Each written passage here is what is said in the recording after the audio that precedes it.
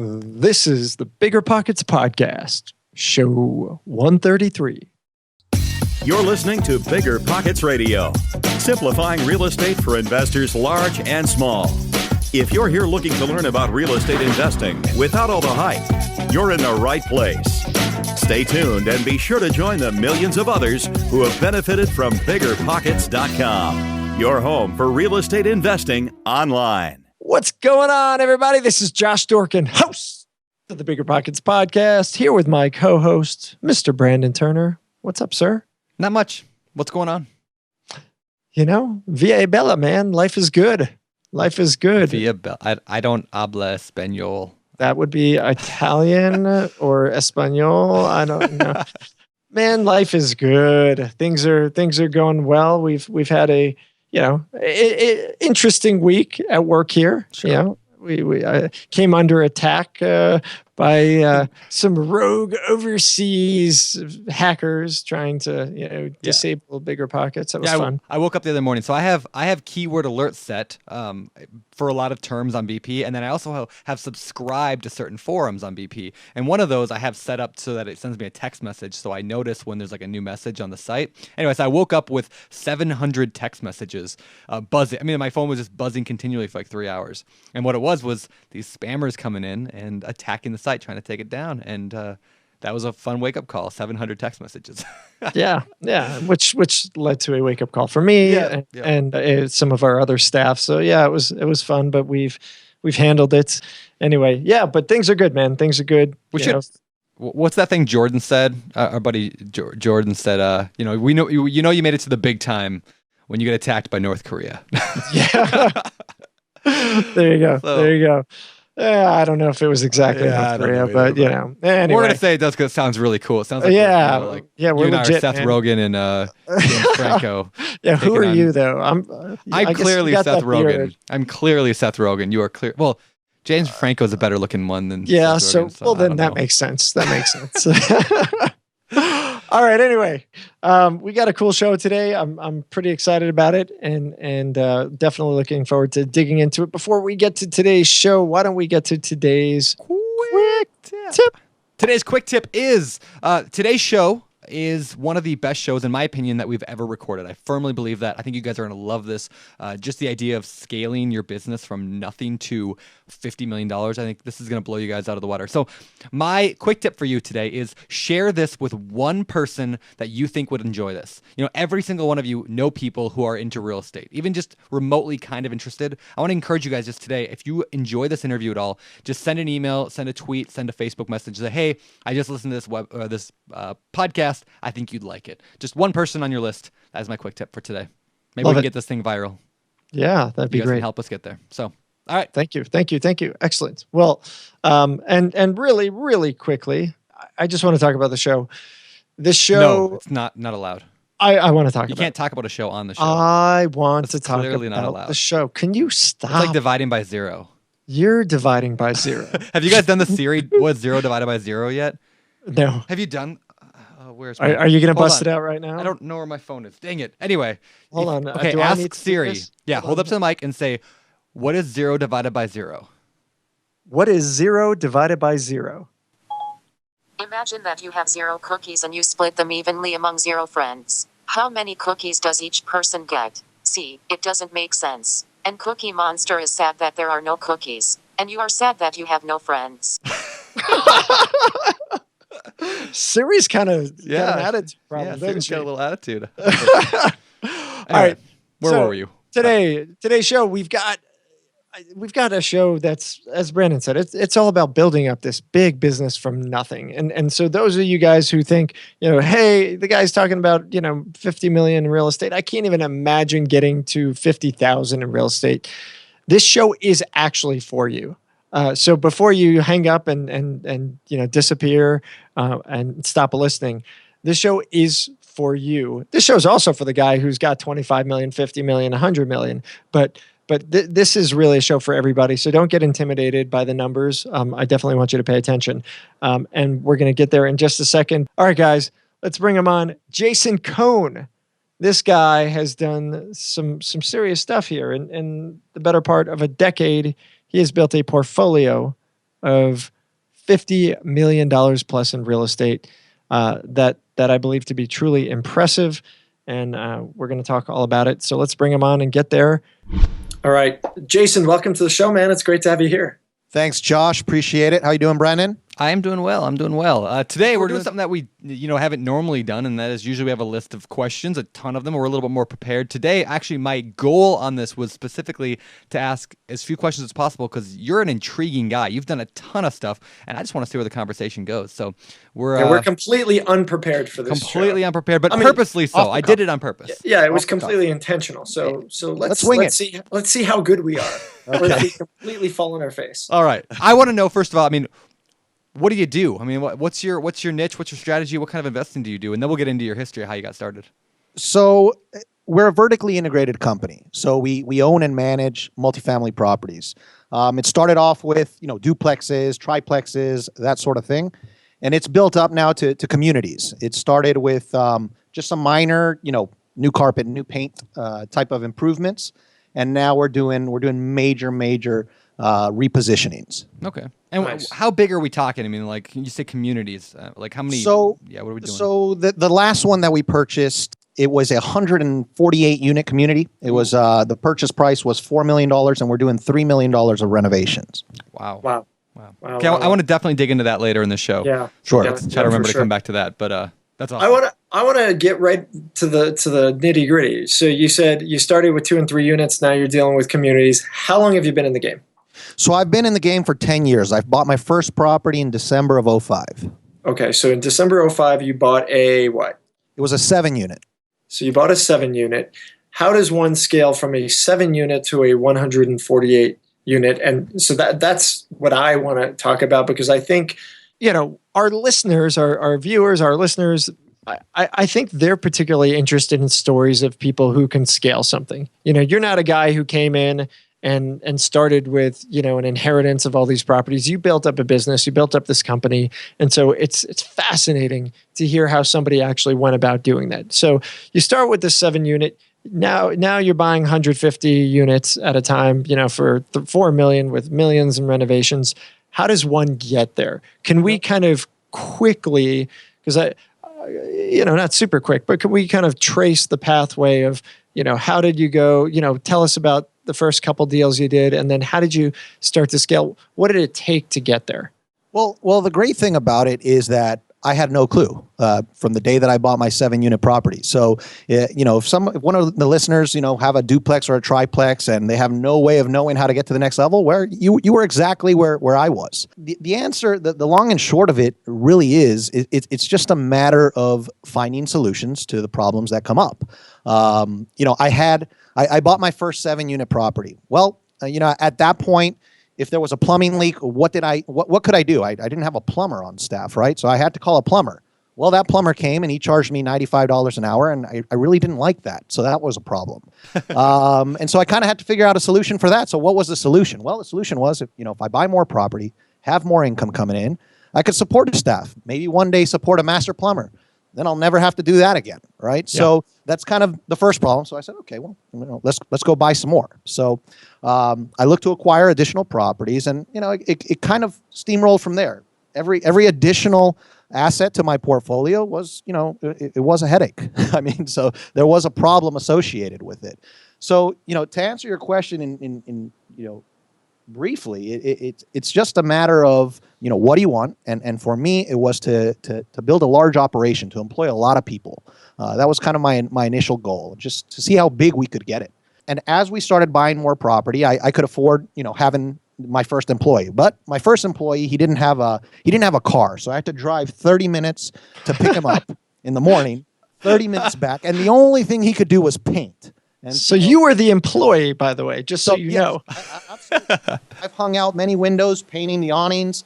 I've done a little bit of it all, and basically after that employee, and I figured, okay, well, I don't want to have to drive 30 minutes. That was my next problem, right? So I said, I need to find somebody with a car. So I found somebody with a car. But the problem is he was driving under a suspended license, right? So he was driving under a suspended license, and so I had to graduate from there. I figured I needed more rental income, so I bought additional property. And then, I graduated. I graduated to a guy who had a car, and he could get to work. Stop it. Believe it or not, it happened. It happened. And just the craziest thing would happen. We would get a call here or there. No, it wasn't that often. It was, maybe once a month or so. But, for example, I got a call from a tenant. She said, I had a work order, somebody to come and fix a fixture. I can't remember what the work order was, but she said, and my 2 laptops are gone. And we call the guy. We say, hey, you had a work order for this unit, right? Funny thing is, immediately after you left that unit, they're missing their laptop. So a couple things started to disappear, and that was kind of, I realized, okay, I had to move on from there. And therefore, that was just the other headache. I graduated from there, bought some more property.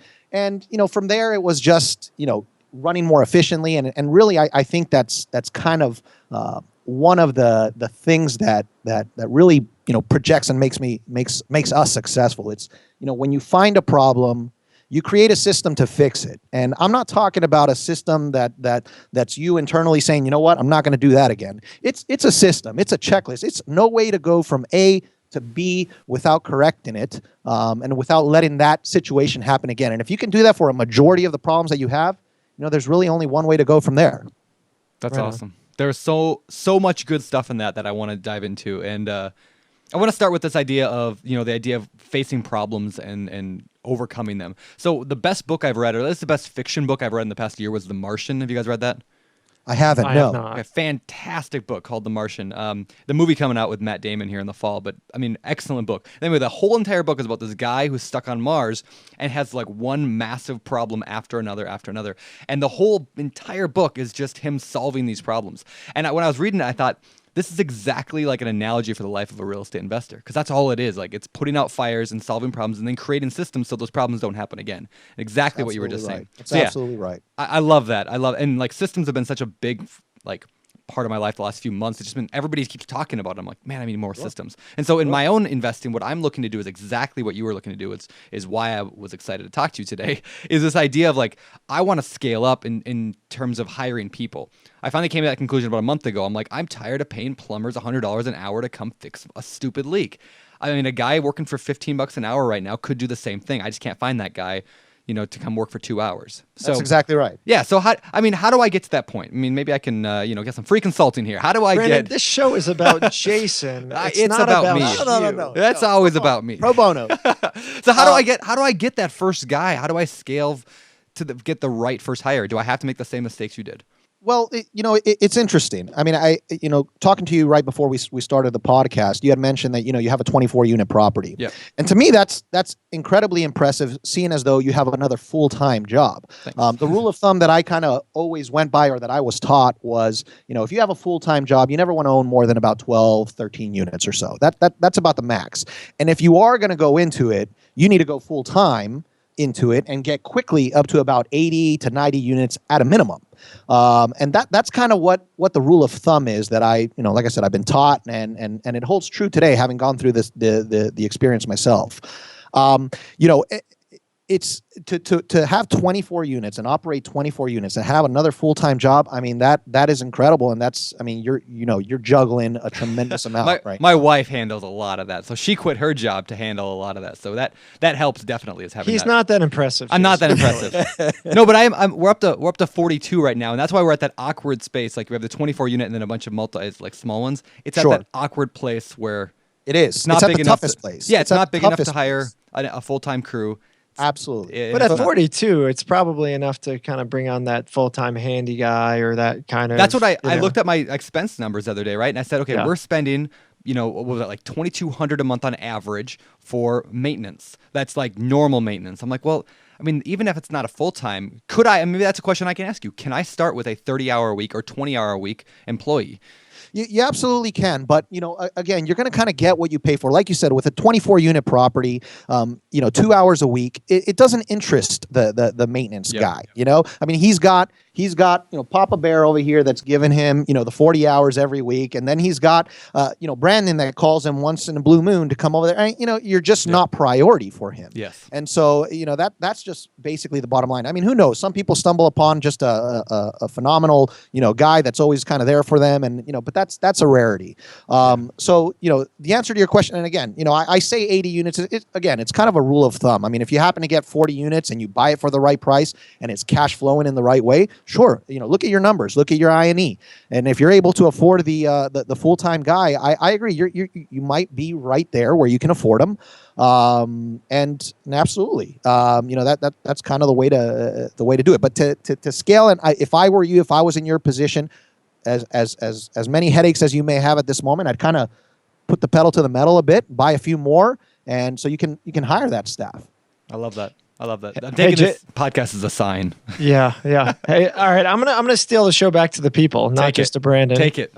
Really quickly, I&E. You're talking about income and expenses, correct? Correct. Just making sure. Correct. Profit I and actually loss, did not P&L. know that, so I'm glad you said that because Sorry, I'll clarify. No, all right. please. I'm It's not all very good. intelligent. So, all right. So, again, there's been a lot of gold already talked about here, and I want to kind of circle back and get a few data points, and then kind of move from there. So, You talked about your goal being to build a large operation with lots of people. How many employees do you have today? So right now we have just over 30 employees. Okay, so 30 employees, and how big is your business? I mean, if you're willing to share that. I mean, how many properties do you have? How much in assets? I don't know if you're willing to share, but if you are. Sure. So we own and manage over $50 million in real estate. We have over 1,200 units. Okay. So the beginnings started with, like I mentioned, the duplexes and the triplexes. I amassed a portfolio of about 700 units, but it was comprised of about 75 different properties. In the last 12 months, we've acquired an additional 450, 500 units, buying communities, buying 100-unit communities, 130-unit, 150-unit, that type of scale. Got it. That's Okay. kind of where the trajectory is headed. So, I mean, you've got a relatively small business going there. I mean, Right. It's not that impressive, and I don't know why we have you on the show. But Well, I'll give it my best. I mean, give me a chance. and you're not like an older guy. I mean, you're a younger guy, right? I mean, do you mind me asking how old you are? 34. Yeah. 30 So, I mean, that's impressive. it's Come not. on, Josh. It's ridiculous. It's not impressive. I appreciate that. It's ludicrous. That's Now, this is ludicrous in a good way. It's very impressive. I kid. Well, thank you. Thank you, Josh. So let's kind of step back again, because that's crazy. How you talked about systems. Clearly, you've got to manage 1,200 units. You got to have systems, and we throw that word around a lot. We really, really throw it around a lot, and I just want to simplify it really quickly for the folks who just don't get it. And I think you talked about it enough, but let's dig a tiny bit more. So by system, you mean finding a way to take something that I do on a regular basis, or something that I'm trying to avoid doing, problems, mistakes, or things that happen regularly, and putting pen to paper, putting checklists, putting together a kind of an operations book to help run your company, that you can bring other people in, they could read it, they can take over from you. It helps you scale. Is that kind of what we're talking about here? I mean, that's exactly right. I always say, if you want it, you're going to find a solution. Right. And if you don't want it as much, you're going to find an excuse. And there's really a solution to every problem, and the solution can be extremely fundamental. It can be as simple as a Word document with a checklist, step 1, step 2, step 3, step 4. And you can't go to step 4 without doing step 3. And it's really as simple as that. And then once you kind of get those basics, once you kind of learn those fundamentals, then your systems can get a little bit more advanced. Heck, once you start buying more assets and it starts generating additional income, you can afford systems that people, the IT guys, the guys much smarter than me, have created to run things even more efficiently. And you can utilize those systems and just get bigger and better systems. And so, it's really, in all honesty, it's a mindset. And I wanted this. I wanted it. I wanted to grow, and I want to grow even larger. And I think that's really what it boils down to. I'm not the smart guy. You say it's incredible and all that, and I appreciate it. I appreciate that tremendously, and thank you. But at the same time, I'm not the smart guy. I mean, I'll tell you how much in assets I have, but I'm not going to tell you my SAT score, because it's pretty embarrassing. It's pretty embarrassing. I think that'll give people hope, though, hearing worrying about your, 600 SAT score. Absolutely. Yeah, I mean, and that's the bottom line. So it's initially it's as simple as creating a checklist, and that's what we did. Okay. And then from there, we've acquired additional systems. Happy to elaborate on that if you want to get into. No, it. I think that's enough. I think that'll give people an idea of generally what we're talking about. All right, so can I jump in real quick?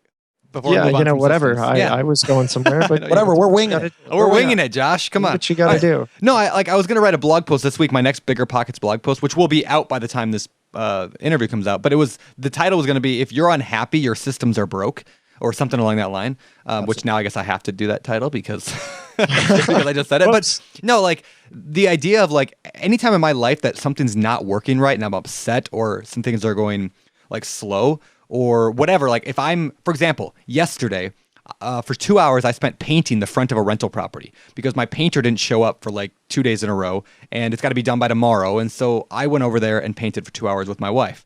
And now I can give myself excuses all day long of why I don't mind painting. I like painting. We got to hang out, but it was my anniversary and we spent 2 hours in the evening painting because my system is broken. Happy anniversary. Thank you. Yeah, and Brandon, don't beat yourself up. I mean, I really wouldn't say that your system is necessarily broken because you had to do that. If anything, I would say that you're learning the ropes, and that's fundamental step one in the business. I know what it takes to replace a toilet. So the next time that a plumber walks in here and tells me that it's a 3-hour job, I'm going to have him walk out just as quick as he came in because I've been there, I've done that. You know, and so you can't tell. I mean, and that's. That's really kind of the craziest thing. And it's one of the things that I wanted to get into about how, you wear just so many hats in this business and how every step that you take, there's somebody in there kind of gunning for you, and what I mean by that is, from the initial offer, you're negotiating with the seller on the contract, right? Then from the due diligence, whether you hire an inspector, he's going to come in, he's going to try to get his cut. Then you're dealing with the banks. They're going to try to put in a point. Then you deal with the insurance guy. He's going to start high. You're going to negotiate him low.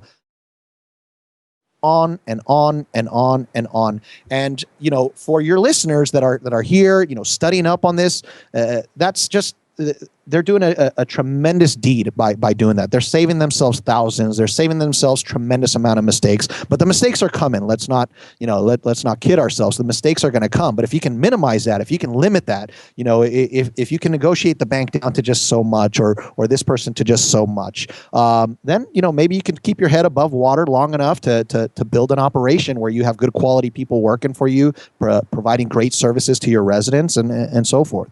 I love that. Hey, Jason, I want to dig into you a little more because I love how transparent you are. I love how you talk about the mistakes that you've made and you still make. Absolutely. And I think one of the hardest things for newer investors and especially the new guys it's this fear. It's the fear to get started, the fear of making the mistakes. They want to know everything. They get paralyzed. And you're this guy who's got this, portfolio of $50 million in real estate telling us that you're still making mistakes. They're, a lot of them are probably pretty unavoidable because you kind of got to get your hands dirty. There's no, from a guy who's doing, pretty significant stuff, tell these listeners, tell the new guys who are frozen and paralyzed. Let's, what's your take on getting started and screwing up? Good question. Good question. So, I write a blog also on jasoncohenpittsburgh.com, and I have a top 10 list, and one of them is pull the trigger. Pull the trigger. Don't be afraid to pull the trigger. I mean, I talk to just countless people that I want to get into real estate, and so I kind of get with them and I coach them through some things, and a great deal passes along that I'm not interested. I kind of hand it off to them, and I talk to them next week, and oh yeah, I was going to do it, but I was scared that this or that. At some point, you have to pull the trigger. Now, the fear, I would say for the most part is associated with the unknown, right? So, if you want to get into this business, it's like my father always told me, when I was getting out of college, I didn't know what the heck to do, right? I said, well, maybe I'll open up a franchise or something. He says, okay, well, what type of franchise? I don't know, selling burgers or something. He says, well, you want to open up a franchise, you want to sell burgers, go work at McDonald's. And I said, what do you mean go work at McDonald's? No, I'm going to start my own thing. That's the whole purpose of this thing, right? I'm going to start my own thing. I'll be my own boss. It's like, look, you want to own your own thing, you want to do your own thing, go flip burgers, figure it out, and then start it. Yeah. And, it meant a tremendous amount to me as I kind of learned throughout the process exactly what he was meaning by that. And so how I transition that back to real estate is, if you want to be in this business and you have a fear, start off small. Start off with a triplex. Start off with a 4-unit building. Learn the ropes. Learn the fundamentals. You're going to get taken by a contractor. You're going to get taken by the bank. You're going to get taken, and so on and so forth. And it's going to happen. Try to minimize it. Try to study up. I mean, do exactly what your listeners are doing right now, which is studying up. And once you learn those ropes, jerk the hell out of it. And once you learn those ropes, go pull the trigger on something. Yeah.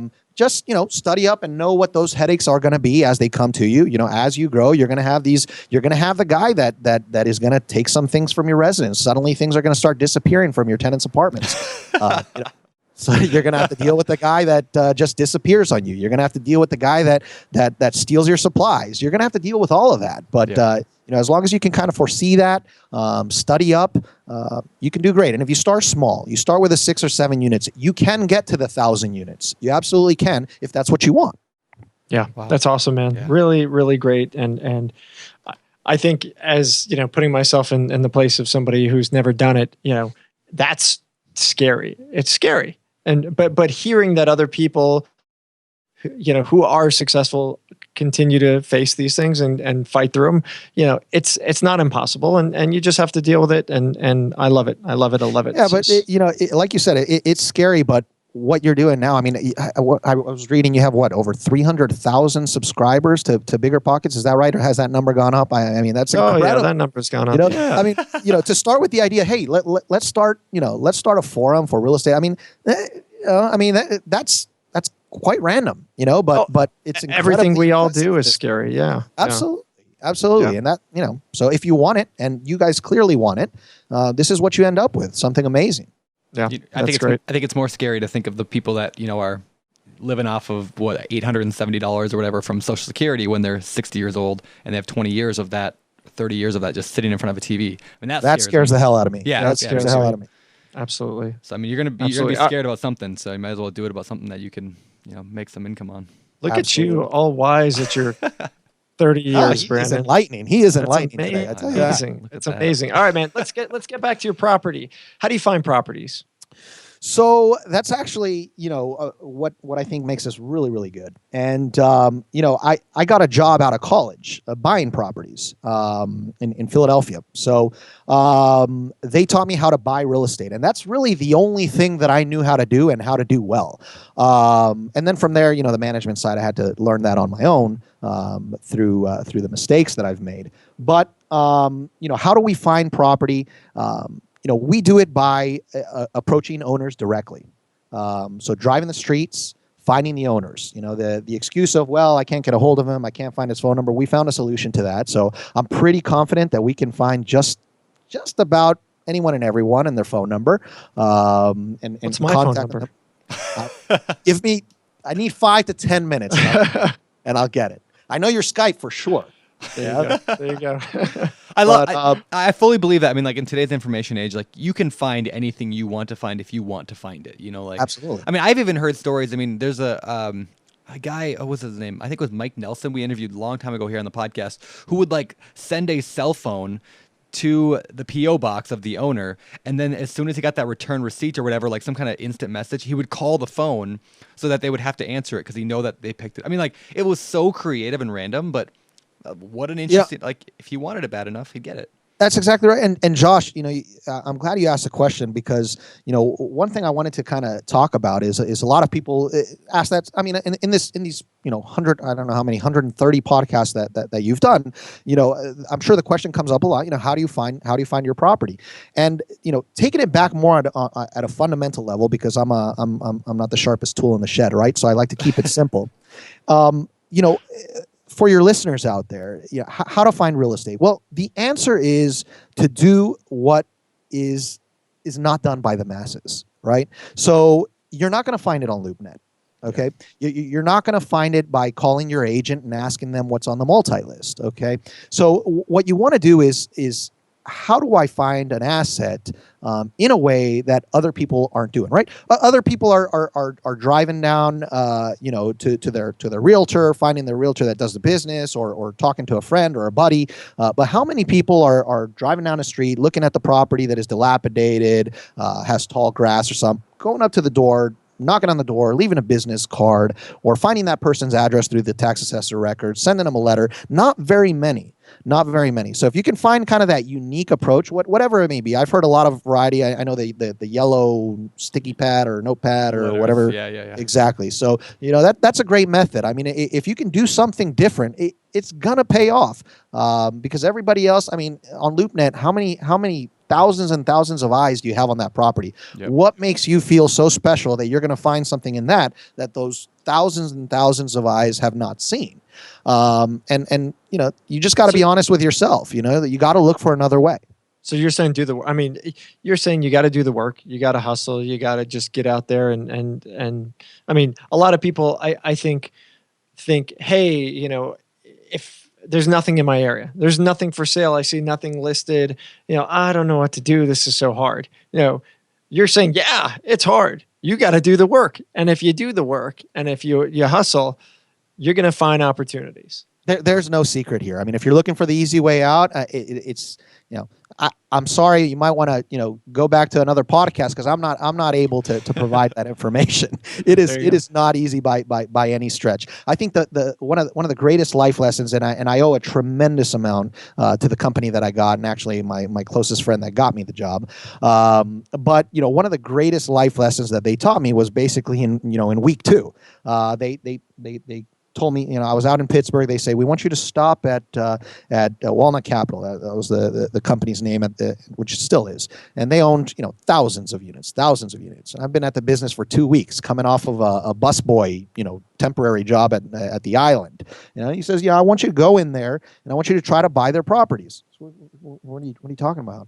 He says, I want you to walk into that office, ask for the owner of the company, and try to buy their properties. I said, you got to be kidding me. I'm still learning the terms here, And sure enough, I mean, I didn't want to disappoint. I put on my suit. I walked in there, and I had my little briefcase, and I knocked on the door, and I asked to speak to the guy, and he said, oh, hold on. I said, well, okay, I guess they're going to go get me a secretary or something. Sure enough, the guy walks down, and I said, hey, do you mind if I talk to you a little bit? No. He said, well, who the hell are you? I said, well, I represent a group of investors. They had seen your property and are interested in talking to you a little bit further about it. Would you mind sitting down with me and having a 10-minute conversation? I'm not going to occupy too much of your time. Sure enough, he took me up there. His partner was there. We were at a round table, and bottom line is, within about 10, 20 minutes, they kicked me out of there.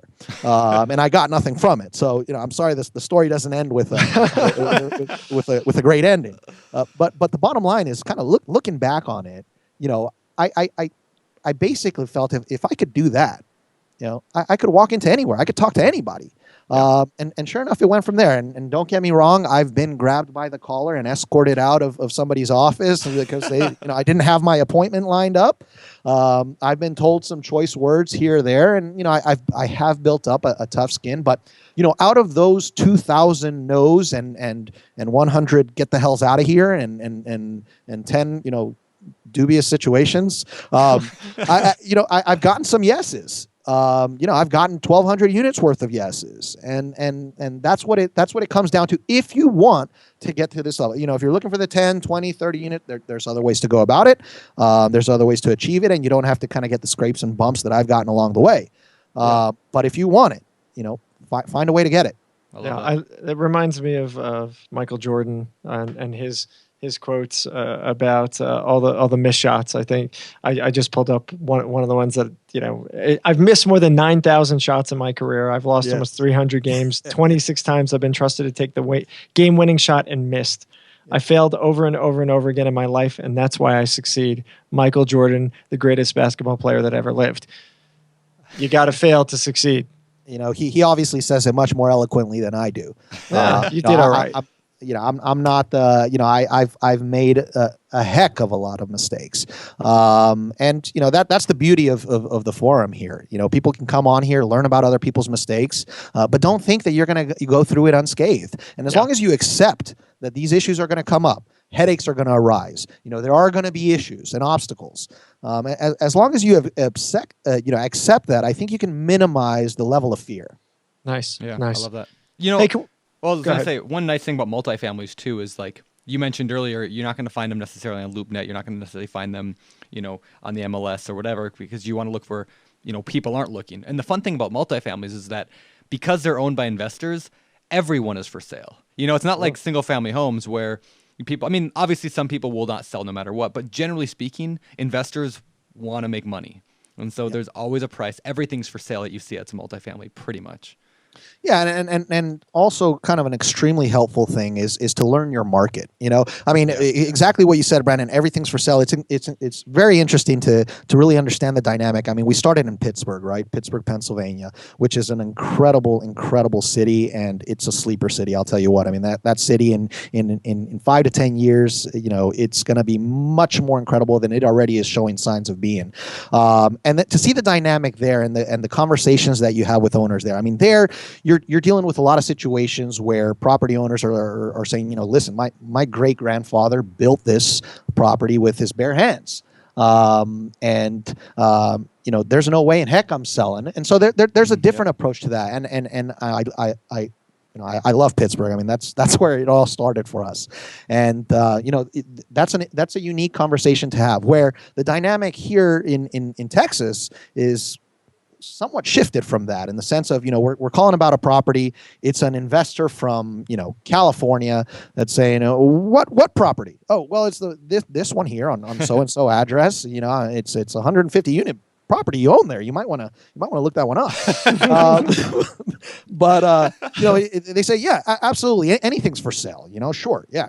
As long as you meet my number, you offer the cap rate that I'm looking for, you can have it. So it's a different approach, but learn your market and learn the fundamentals. Start small. Learn the people, the owners of the property. When I was kind of doing the acquisition side of it, I felt comfortable in saying that any area that I'm purchasing real estate in over a 4-unit property, I know them. I know who the owner is. I've either been kicked out of his office, or I know that his kids are taking over the property, or I know that he's going to sell in 2 or 3 years. I had my database. That's where you want to get to, because once you have that data, you truly are an asset. You really become powerful, and you're able to cherry pick at that point. Okay, I'm going to dedicate my energy on this area of town with these particular people, and you can kind of you can be dangerous at that point in time, and in regards to the amount of real estate you can acquire in a short period of time. Nice. Yeah, I love that. All right, let me relate back what we just talked about now to something we talked about way earlier, and that is the idea of systems with the idea of finding properties. My assumption is you're not the one out there driving and knocking on the doors. Is that right, or do you have people for that now? Well, the way that I always explain it, out of our 30 employees, I and one other guy, I say, are part of the expansion side of our business. Everybody else is part of the operational side. Juan Maldonado, who's a subscriber, and he's very active there on BiggerPockets, has done just an incredible job for our company. And he is solely responsible for the acquisitions. A lot of time we kind of tag team the situation. He'll find a deal. He'll get the information. Maybe I'll get involved at that point. Am I cold calling? Not as much as I would love to be doing, but yes, I am involved in that side. I do negotiate. I am involved in the due diligence. I'm very involved at this point in time, and kind of trying to work towards, pulling myself away from that. But that is where I'm at. Okay. Yeah, Right because that's something like when I think of systems, I think a lot of the idea of a property manager or somebody to do maintenance. But I struggle a lot with that idea of scaling and bringing on somebody to do acquisitions and that side. That's a whole different skill set and thing that I don't have systems for at all. I mean, I'm very Sure. I'm pretty good at other systems that I have in my business, some of them, whether they're broken or not. But yeah, the acquisition side is just tough, but it seems like you have a pretty good system that's working for you. Luckily for me, that was the part that was taught to me. That was the company that I joined that taught me how to do it. Taught me how to find a deal, and but everything else, like where you say you have the management systems and those type of things, I knew nothing about it. Yeah. And that's kind of where I started from scratch and made my mistakes, and I wasn't smart enough to do what your listeners are doing, which is really dig deep in for that education and find that education. And so every one of them is in strides much more smarter than me in that regards. The route that I took was the route of the mistakes, the stumbles and fumbles and bumbles, and that's the route that I took. And it hurt. It definitely hurt, but along the way, good came from it, and I think where we're at right now is a really great position, and we're really positioned well to just expand aggressively. Like I mentioned, it took us 10 years or 9 years to get to about 700 units. In the last 12 months, we've acquired about 450. So you can see kind of the expansion, the pace, and where we're at today. Yeah, that's awesome. That's very like scaling, like the kind of hockey stick kind of. Absolutely. And it's a lot easier for somebody with an operation with 30 people to acquire 400 units in a year than it is a guy like Brandon who doesn't have an infrastructure. No offense to Brandon, but you've got to build up to get to the point where you have the infrastructure, which will allow you to then accelerate how quickly you grow your portfolio. That's exactly right. In fact, the acquisition specialist, which is the title of the position that we call it, that was essentially the 30th position in our company. In regards to the number on the payroll, that is purely an overhead play. I mean, from day one, that guy is not making any money for us. He's costing us money until he finds a deal that's cash flowing. He hasn't really added a dollar to the till. But once you kind of build that infrastructure, and have that cash flow coming in to a point where there's a little bit of excess cash flow that you can, hire these kind of, reinvest in the company in this way. Those are the decisions. Rather than take that money and put it in my pocket, I wanted to grow even larger and like I mentioned, build an operation.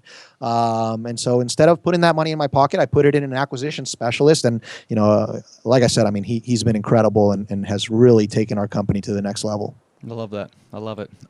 Okay, let's move over to financing. I want to talk about how do you finance $50 million worth of real estate or however many loans you got? I mean, are you doing partnerships? Are you doing bank loans? Well, initially, he's got $50 million in his pocket, Brandon. Let's, that's how it all started. I stumbled upon it, and life's been over good. the rainbow. Yes, a pot of gold.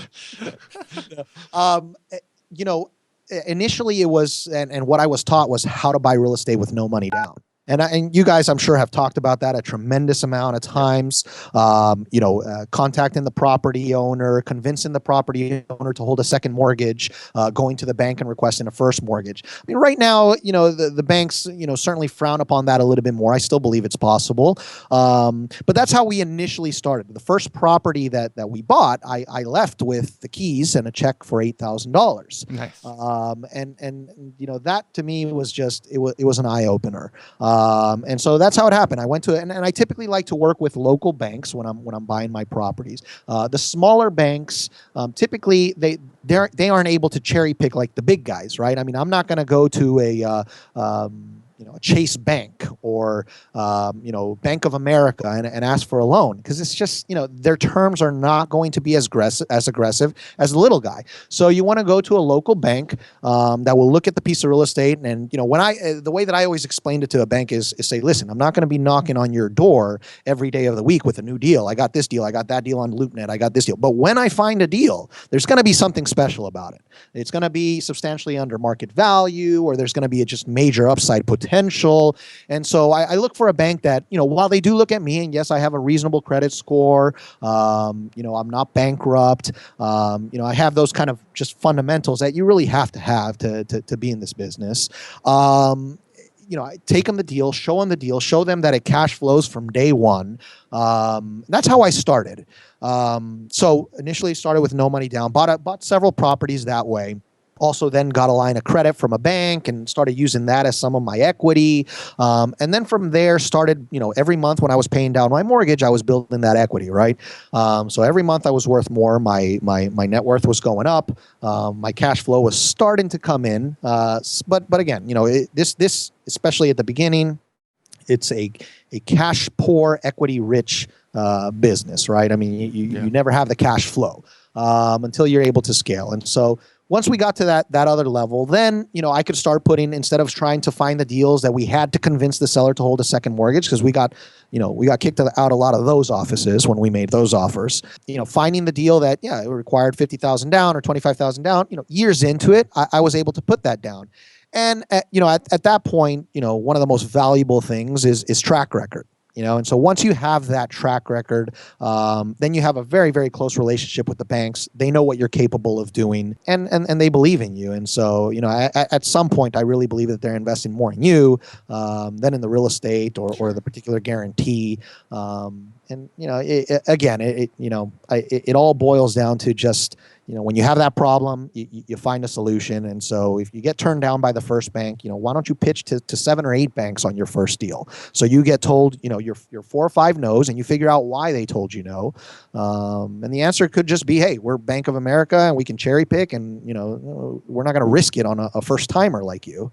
Or the answer can be with a smaller bank that says, yeah, sounds good, makes sense, the numbers make sense. You have a good approach. Sure, we'll start with a 7 unit with you and see where it goes from there. Hey, Jason, so you talked earlier about this 148 unit that you picked up for $4 million. Again, I think it was $3 million renovations. How did you finance that particular property? Was that from a bank loan? Did you put 20%, 25% down? And then how are you financing the repairs? Great question. So, my initial goal was to, find somebody that had a car, right? I mean, that was my initial goal, Yeah. But as we've scaled, my goal is essentially to try to get into the private equity realm, and maybe after that, get into the institutional realm, right? But let's start with the private equity, which is obviously kind of my next goal in the process, which we've been planting a lot of seeds with. What podcast won't hurt that, by the way. Yeah, no, thank you. And I thank you again for having us on there. So if you private equity guys are out there, please give me a call. But I mean, that's kind of the next goal, and ultimately from kind of learning and studying up about what it is that they're looking for. Really track record is kind of the number one thing. Track record. And so what they want to see is that you've been able to pool other people's money together, kind of buy a project with their money, do some proper reporting to them, give them a positive return on their money, and kind of go full circle on a deal. Buy the deal, reposition the deal, stabilize it for a year or two, divest of it. And that's what they would like to see, or at least that's what I'm being told that they'd like to see. And so that's what we're going for. And initially, the way to do it is, you start with your family. You start with your cousins and your friend. And, it gets in some dangerous territory in the sense that you don't want to, ruin a relationship with your family, because Thanksgiving dinner is going to be a quiet one. But if you have the track record, you have the confidence. You pull the trigger. Got it. You pull the trigger. All right, so let's get back to the specifics on the 148 unit. Was this through a bank, or was this through partners, or was this through family? How? So I have a GP, right? So the general partnership is made up of myself and another very, very close friend of our family, a physician. And so we then went out and got a couple of our family members to put in some money via the LP side, the limited partnership side.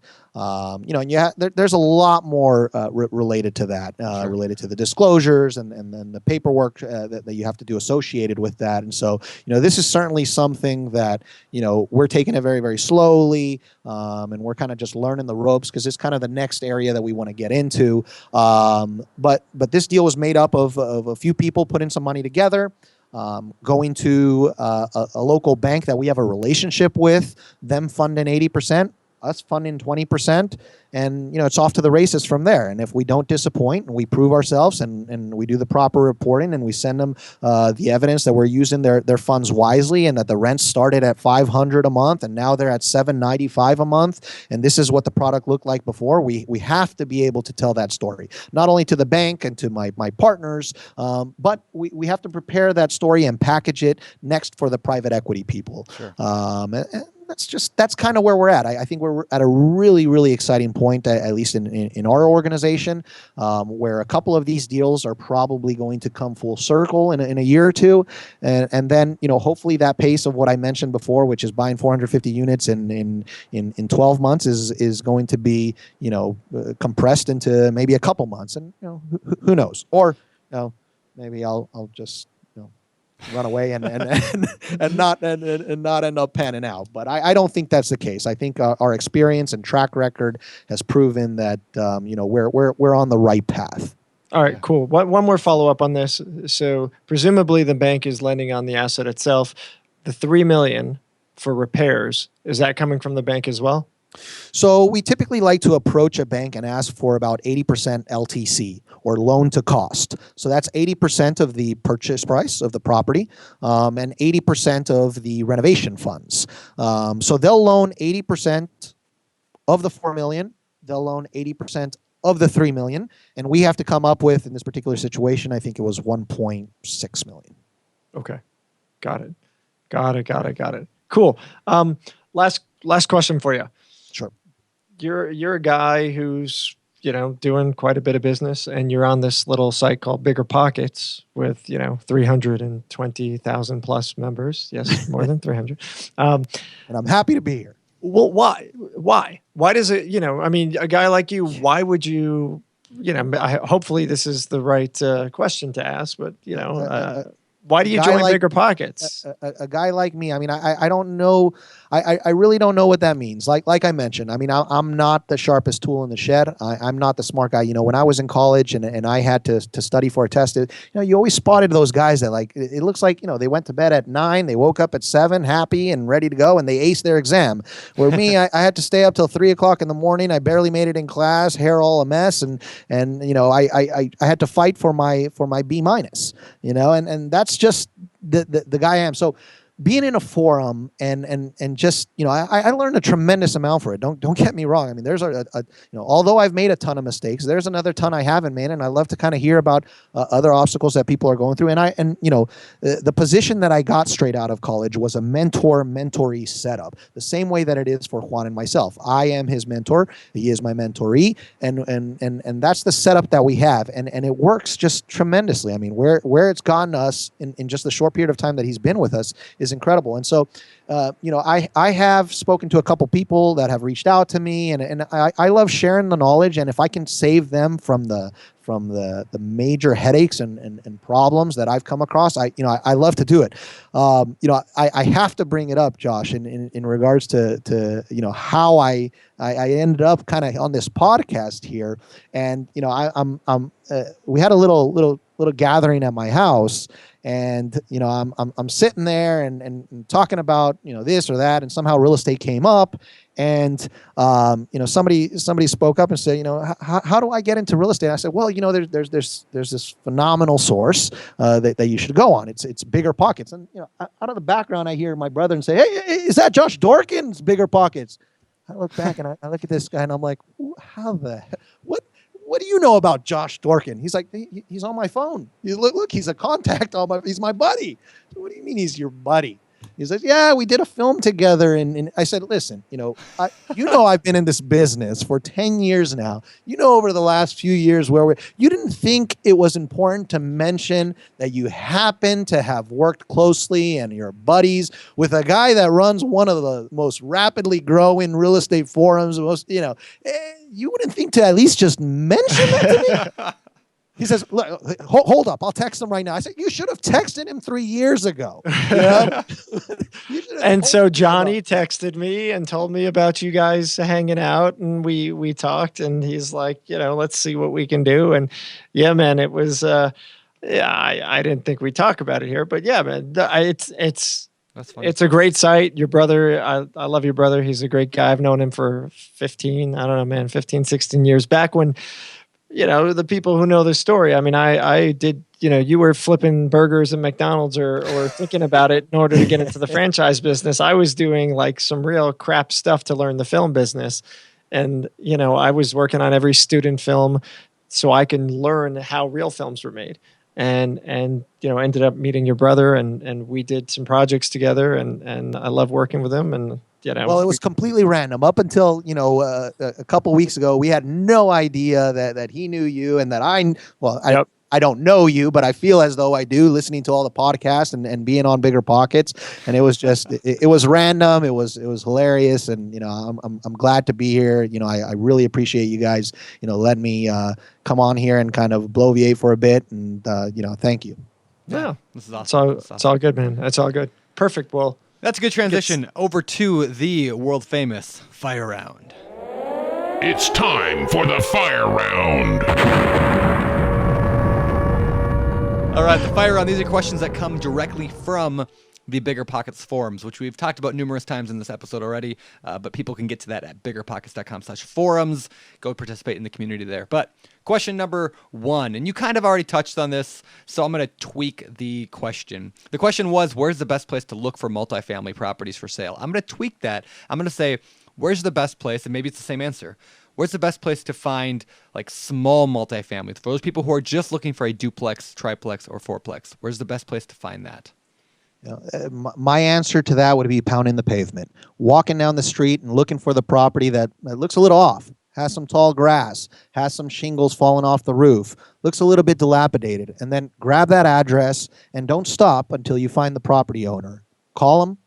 Ask them to sell. Simple as that. And get ready for a lot of no's. But again, there will be some yeses. Cool. Fantastic. All right. Looking to get into my first apartment acquisition, hopefully 5 to 10 units to start. What's the best route for financing with a small down payment, 10 to 15K, but very high credit score?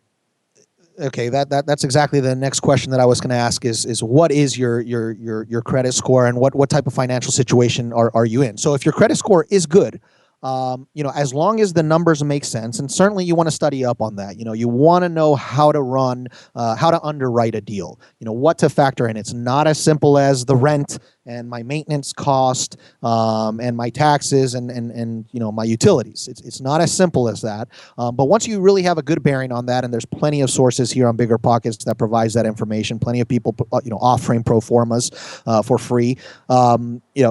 Once you know that the numbers are right, your credit score is good. Like I mentioned, go to a local bank. Nothing huge. Don't go to the big banks. Don't go to the big names. Go to a local bank, ask to speak to their commercial department, and pitch them the deal. Do that 5 or 6 times when you have the first deal under contract. And again, you'll be told many no's, but there will be a yes. Yeah. Awesome. That's great. Yeah. All right. So what question should I ask when interviewing a property management company? Wow. Okay. And I know you manage your own, but if you were going to go and hire a property manager to look after some of your properties. I would like to see their reporting. Okay, what type of reports do they produce on a monthly basis? What's on the report? Associated with that is what do they charge for? Some charge for a leasing expense if they lease the apartment for you. Some charge a strict management fee, but are they going to charge anything above and beyond that? What does the management fee cover? It's really just learning more on the financial side of it. Obviously, I'm going to do my due diligence before I go to a management company and study up on what others have to say about them. What their track record is in the neighborhoods. I certainly don't want a company that has their entire portfolio 30 miles away from me, and now they're interested in taking on this duplex 30 miles away from where their bread and butter is. And so there's some other things involved there. I am sorry it's not a simple direct question, but it's a combination of that, doing my due diligence on them and their reputation, and seeing kind of what their billing practices are. Right on. Cool. Okay. Well, follow up would be, what should I know about building a successful property management business? As long as you can minimize your errors, and keep your errors, keeping your errors to the minimum is the most important part. You're going to have a lot of them. But if you can minimize them, so again, it just comes to if you make a mistake, create a system to where you can't make that mistake again. Yep. And that's ultimately how you build a successful one. You're expected to make mistakes. You're expected to fail in some areas, but as long as you can correct it quickly and try to never repeat it again, you're only going to get better from there. Right on. I love that. That perfectly sums up what I was saying earlier about the broken system, right? So if you make a mistake, look at that as, okay, how do I build a system that this mistake doesn't happen again? And that I love that you put that perfectly. That's exactly right. Yeah, I love Thank that. you. All right, cool. All right, moving on. Let's see. I guess it's time for Famous for. Famous for. Famous for. All right, these questions. That I was waiting for a sound effect. I mean, Yeah, that was weak, but there it is. Josh gave it to me. He gave a Famous woo. Famous There for. it goes. I like it. All right, so the famous four. These questions come. Wait, no, these don't come directly. These are the same questions we ask every single week here on the show to every single guest. And so you've probably heard them before, but we're going to ask them anyway. Number one, what is your favorite real estate book? Favorite real estate book. Can I pick a newspaper? Okay. Sure. So I am a fan of the business journals or the business times, right? So in the markets that I'm in, I have the Austin Business Journal coming to me. I have the Pittsburgh Business Times coming to me. Shout out to those guys. They do an incredible job. And to me, that is one of the best real estate books that I read on a weekly basis.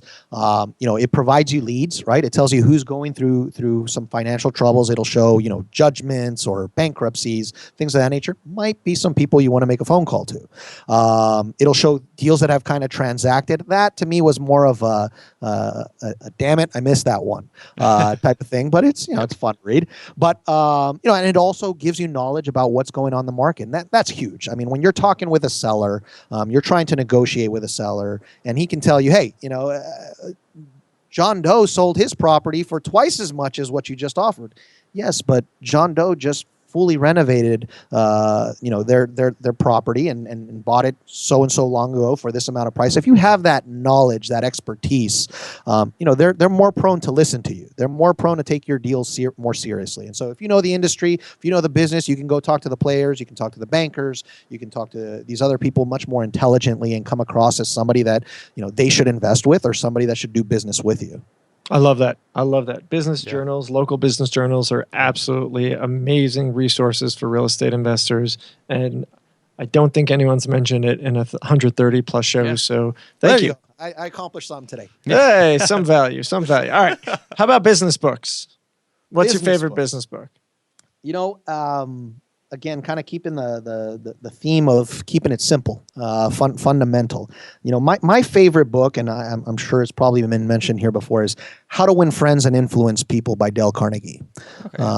That book, it has some extremely fundamental tips about how to negotiate, something as simple as smiling, something as simple as eye contact, something as simple as repeating the person's name. But it drives each one of those points home with some incredible statistics about how they can benefit you. And it's been an incredibly helpful book that has guided me throughout my entire career. And I think that's certainly a must read. That's the only book that is required reading for anybody that joins my team. I think it's just a great place to start. Solid. Cool. Solid. All right. Let's get to my last question, which is, what do you do for fun?